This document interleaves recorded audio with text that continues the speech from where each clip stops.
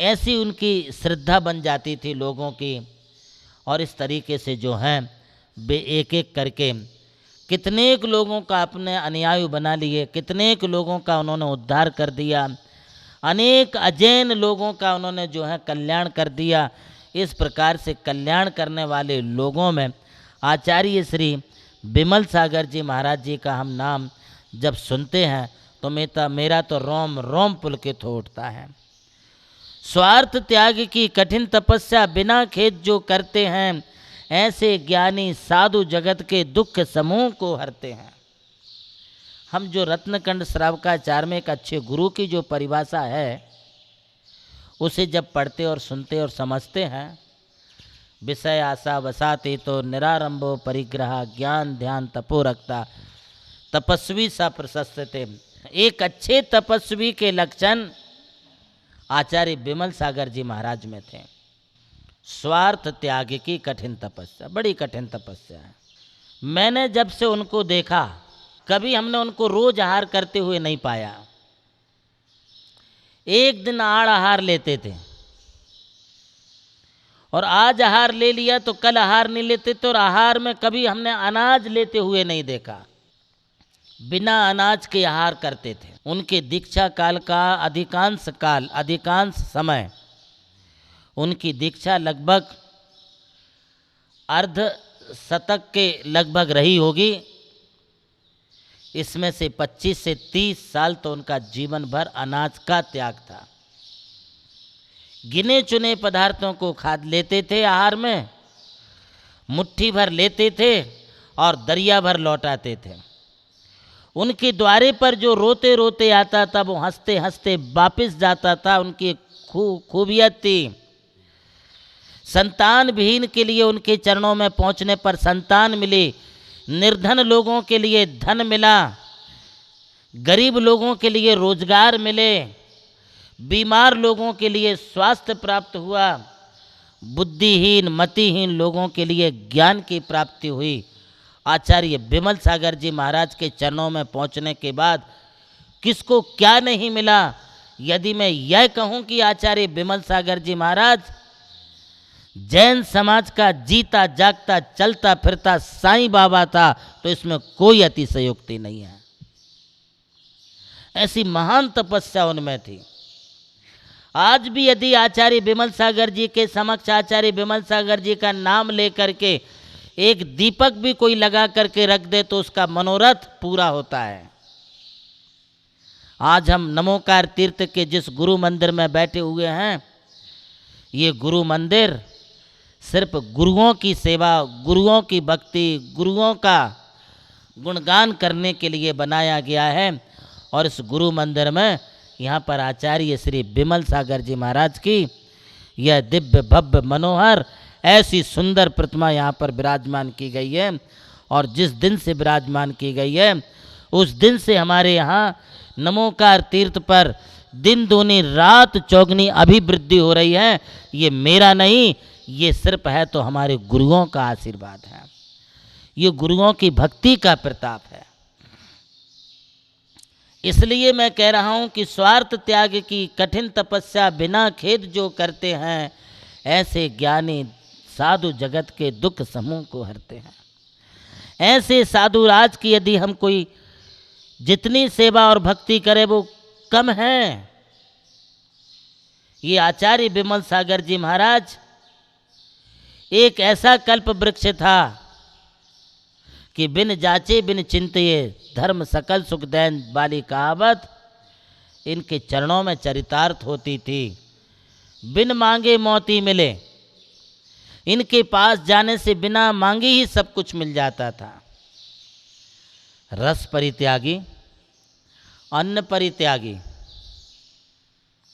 रसों में कभी दूध लिया हो तो लेते हो तो लिया होगा, बाकी मैंने उनको कभी घी शक्कर नमक तेल गुड़ खाते हुए नहीं देखा।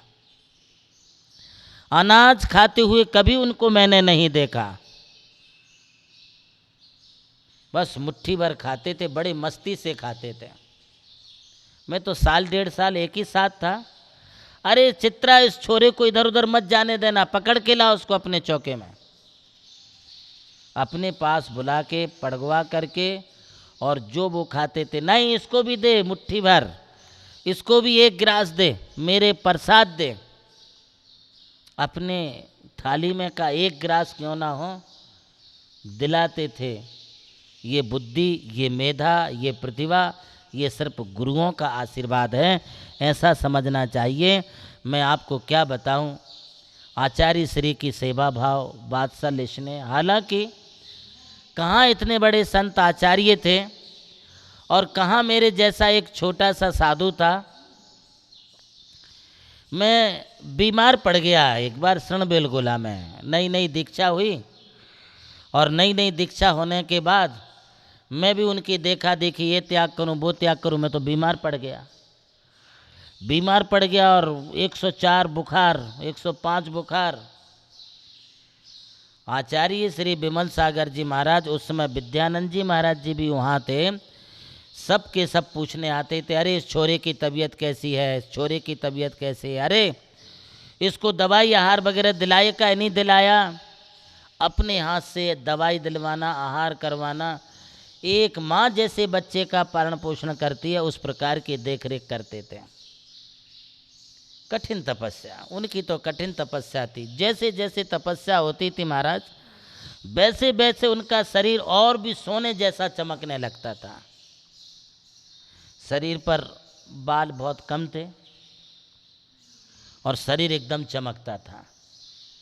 एक दिन बहुत बड़ा स्वाध्याय की क्लास लगी हुई थी, सारे साधु बैठे थे श्रणबेलगोला में। डॉक्टर दरबारी लाल जी कोठिया बीना वाले, वो भी वहाँ पर थे, वो बृहद द्रव्य संग्रह की क्लास लेते थे। आचार्य श्री भरत सागर जी, कुंतु सागर जी, विजयमती माता जी, सब, सन्मति सागर, संभव सागर, सुमति सागर, सभी थे। हम लोग भी बैठते थे। उस समय हमारा शुरुआत ही थी स्वाध्याय करने की। कभी कभी छोटे छोटे प्रश्न पूछते थे,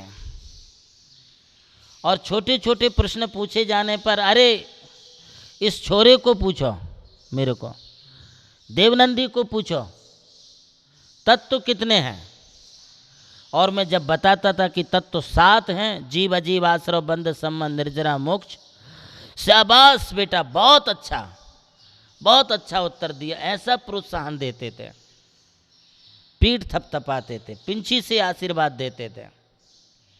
मेरा दिल तो बड़ा खुश हो जाता था। सब स्वाध्याय के बीच में उनका शरीर चमकते हुए देख करके, उनके शरीर में विशेष चमक थी।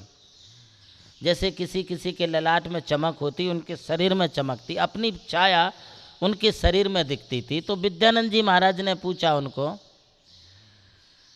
आचार्य श्री आपको कौन से तेल की लोग मालिश करते हैं जिससे तुम्हारा शरीर इतना चमकता है? तो सब बैठे हुए थे, चित्राबाई भी बैठी थी, भरत सागर जी बैठे थे। चित्राबाई ने खड़े होकर के कहा, आचार्य श्री विद्यानंद जी महाराज, ये ऐसा कोई सा भी तेल नहीं लगाते हैं, इनके सिर्फ शरीर में तपस्या का तेल लगा है, इसलिए तपस्या के कारण इनका शरीर इतना चमकता है। सभी लोगों ने जोरदार तालियां बजाई कि देखिए तो इनके शरीर की चमक देखिए। वास्तव में हम समझते हैं कि तेल, पानी, इत्र, सेंट वगैरह से शरीर में चमक आती है, किंतु नहीं। बड़ा निष्प्रही साधु था, बड़ा निष्प्रही साधु था। शाम को प्रतिक्रमण हो गया, 6:30 बजे सामायिक में बैठ गए, सब सामायिक में बैठ जाते थे। सामायिक करते करते 7, सवा 7, 7:30 बजे तो वो वहीं बैठे बैठे ही सामायिक करते करते ही जो हैं वो लेट जाते थे। फिर लोग वहाँ पर जा कर के उनकी सेवा करते, बैयावृत्ति करते। रात में 10 बजे 11 बजे तक लोग हाथ पाँव दबाते रहते, और 11 बजे वो उठ के हाथ पाँव धोया, और धो करके फिर अपनी उन्होंने मालाएं निकाली। मैंने देखा थैला भर के मालाएं। एक दिन हमारे साथ कुंतु सागर जी महाराज थे, तो कुंतु सागर जी ने पूछा, गुरुदेव इतनी सारी मालाएं? अरे हाँ बेटा, बोले जिसकी लिया है उसका चुकाना तो पड़ेगा। हम श्रावक का लेके आते हैं, उसका हम चुकाएं कैसे? हम संयम पालेंगे तो उपवास करेंगे, व्रत करेंगे, स्वाध्याय करेंगे, इससे हमारा कल्याण होगा। और इतनी जो मालाएं हैं जो श्रावकों ने हमको दी हैं, इनकी एक एक माला मैं फेरता हूँ और इस माला को फेर के मैं भावना बाता हूँ कि जगत के जीवों का कल्याण हो, इसलिए मैं इतनी मालाएं फेरता हूँ। यह सब थैला भरा रहता था, एक साइड शास्त्र के पूरा थैला, एक साइड माला का, दूसरी साइड आशीर्वाद देने का सामान। रात भर लोग वहाँ पर बैठे रहते थे और महाराज अपना जो है निरंतर स्वाध्याय में लगे रहते थे, स्वाध्याय में लगे रहते थे। महानुभावों, आज के युग में इनकी तपस्या करने वाला कोई नहीं है, इनके समान कोई नहीं है। कोई आज तक दूसरा विमल सागर पैदा नहीं हो सका। जिन्होंने इनका आशीर्वाद प्राप्त किया है, मैं मुंबई के श्रीमान सेठ R.K. जैन साहब को जानता हूं, जो अपने जीवन में सिर्फ 700 रुपये साल की नौकरी करते थे। उन्होंने आचार्य विमल सागर जी महाराज जी का नाम सुन रखा था। उनके पिताजी के साथ, श्रीपाल उनके पिताजी थे, उनके पिताजी के साथ उनके पास गए और बोले, आचार्य श्री मुझे आशीर्वाद दो।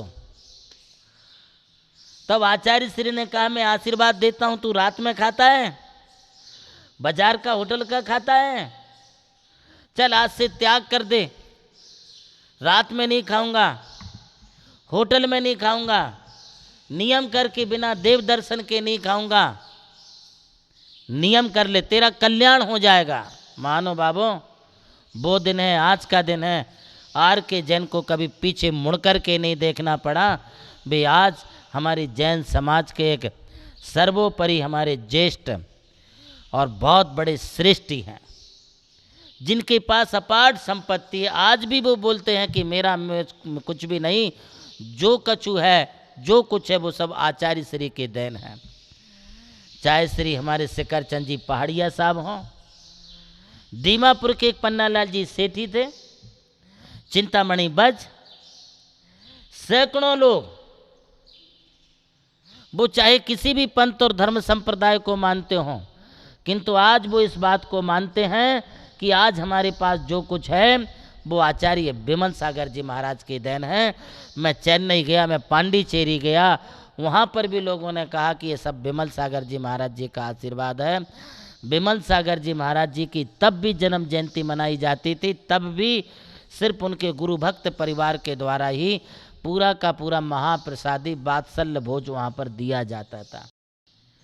लोग उनके समक्ष दान देने में तत्पर रहते थे।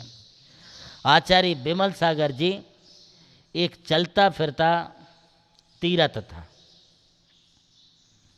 उन्होंने नए कोई तीर्थ नहीं बनाए, किंतु जो तीर्थ थे उनके लिए एक स्वरूप दिया। जहाँ एक और उन्होंने हमारे प्राचीन तीर्थ क्षेत्रों के लिए आज विश्व के सर्वोच्च तीर्थों के रूप में ऊंचा स्थान दिलाया है, वहीं आचार्य श्री ने जीवंत प्रतिभाओं के लिए भी एक से बढ़कर एक शिष्यों को तैयार किया। उनके सैकड़ों शिष्य हुए, उनमें मर्यादा पुरुषोत्तम के रूप में जाने वाले आचार्य श्री भरत सागर जी महाराज जी थे, जिन्होंने दीक्षा ली, कभी गुरु से बिछोह प्राप्त नहीं किया। ये हमारी जैन समाज, जैन जगत के इतिहास में एक ऐसा उदाहरण है कि जिन्होंने दीक्षा से लेकर समाधि पर्यंत अपने गुरु की छाया परछाई बनकर के उनके साथ साथ रहे, उनके कदम से कदम मिला करके चले। गुरु सोए तो वो सोए, गुरु उठे तो उसके पहले वो उठ के बैठे, गुरु चले तो उनके पीछे पीछे वो चले। अपने गुरु का आदेश सर आंखों रखने वाला यदि कोई शिष्य उनका हुआ तो आचार्य श्री भरत सागर जी महाराज हुए। और भी उनके शिष्य हैं, अनेकों शिष्य हैं। आज बहुत बड़ा शिष्य समुदाय उनका है, अनेक शिष्य वर्तमान में भी विचरण कर रहे हैं। ये सब आचार्य विमल सागर जी महाराज जी की देन है। मैं आपको ये कह रहा था कि उन्होंने लिखा कुछ नहीं, किंतु आज उनका जीवन वृत्त इतना विशाल है कि लिखा जाए तो ये जैन धर्म की एक गीता के समान एक गीता तैयार हो सकती है, एक महापुराण तैयार हो सकता है, इतना बड़ा उनका व्यक्तित्व है। आचार्य श्री बिमल सागर जी महाराज ने अपने जीवन काल में अनेक तीर्थ क्षेत्रों पर प्रवास किया। सोनागिर आज जो देश के तीर्थ क्षेत्रों में आगे आगे गिना जा रहा है, बिमल सागर महाराज जी की देन है। सोनागिर का जीर्णोद्धार, सोनागिर का विकास, सोनागिर की 24वीं, सोनागिर के चंदा प्रभु का मंदिर, सोनागिर की 20 कोठी, ये सब आचार्य श्री बिमल सागर जी महाराज का। एवं नंग अनंग और चंदा प्रभु भगवान की और नई मूर्ति वहाँ पर बैठाना, ये बिमल सागर महाराज जी की देन है। सम्मेद शिखर जी का विकास, चोपड़ा कुंड का निर्माण, समोसरण मंदिर, 30-24 मंदिर, 20 मंदिर का विकास, ये सब आचार्य श्री बिमल सागर जी महाराज जी की देन है। राजगिरी में भी आचार्य श्री बिमल सागर जी महाराज जी का बहुत बड़ा योगदान है। शरण बेलगोला में उनका बहुत बड़ा योगदान है। अनेक तीर्थ क्षेत्रों पर उन्होंने अपने विकास में योगदान दिया, प्रेरणा दी। आज हमारे देश की ये विरासत उनकी वजह से आज सुरक्षित है।